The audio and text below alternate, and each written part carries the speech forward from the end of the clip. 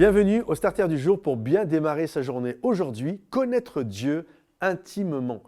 Il y a ce passage dans la parole de Dieu où nous voyons le peuple d'Israël, alors qu'ils sont au pied du mont Sinaï, ils vont se fourvoyer en faisant un veau d'or. Lorsque Moïse va redescendre, il va rentrer dans une colère sombre, il va briser ce veau d'or. Et là, Dieu va lui parler parce que Dieu est vraiment en colère par rapport à ce qui s'est passé. Et il va dire à Moïse, voilà Moïse, j'ai fait une promesse à Abraham, Isaac, Jacob, et c'était de donner un pays promis à ta descendance. Et donc, il va dire à Moïse, voilà, je vais envoyer un ange devant vous qui va battre les Jébusiens, les Yébousiens, enfin bref, plein de Yaïens, quoi. Et 33, Exode 33, vous pourrez lire ça tranquillement. Et il dit, mais moi, je ne monterai pas de peur de te consumer en chemin. Et là, c'est quand même quelque chose de fou. C'est-à-dire que Dieu bénit, mais Dieu n'est pas dans l'histoire.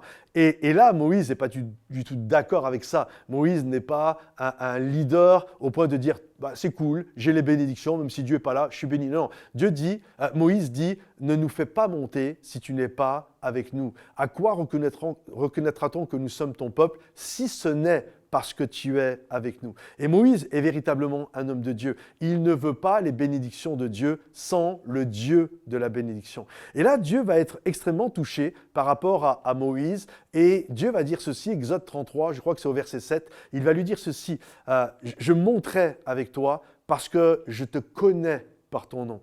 Et là, c'est quelque chose de fort parce que le mot connaître, là, on parle du plus haut niveau d'intimité. Vous savez, en français, c'est toujours le mot connaître. Hein, mais là, en hébreu, suivant le niveau d'intimité, c'est exactement, par exemple, quand Adam connut Ève, c'est ce même niveau. C'est un niveau d'intimité, le niveau le plus élevé. Et Dieu va dire à Moïse, je te connais par ton nom. Et je crois que c'est quelque chose d'extrêmement important d'avoir et de grandir dans ce niveau d'intimité avec Dieu. Aujourd'hui, je le connais comme ça, mais demain, je le connaîtrai davantage et je vais continuer à persévérer dans ma communion avec Dieu, vraiment pour le connaître de plus en plus. Et j'aimerais t'encourager à ça. Vous savez, en français, le mot connaître, on l'utilise. Par exemple, si je discute avec quelqu'un qui est passé à Paris et qui a vu, ou alors qui a vu des livres d'histoire ou qui a survolé Paris dans un avion, et si je lui pose la question, est-ce que tu connais la Tour Eiffel? Il va me dire oui, je la connais. Mais la réalité, non. Il ne la connaît pas. Ce n'est pas comme celui qui était sur le champ de Mars, qui l'a vu, qui était au pied de la Tour Eiffel, qui connaît le paysage, qui connaît l'odeur qu'il y a dans cet endroit, qui connaît la vue qu'on a au premier niveau, au deuxième niveau, ou quand on monte tout en haut, puis la vue qu'on a sur tout Paris. Vous comprenez? Il y a connaître et connaître. Et il y a plein de gens, on dit qu'on connaît Dieu, mais on ne le connaît pas vraiment. On ne connaît pas l'odeur de sa présence. On ne sait pas la vue qu'on a au premier étage, la vue qu'on a au deuxième étage.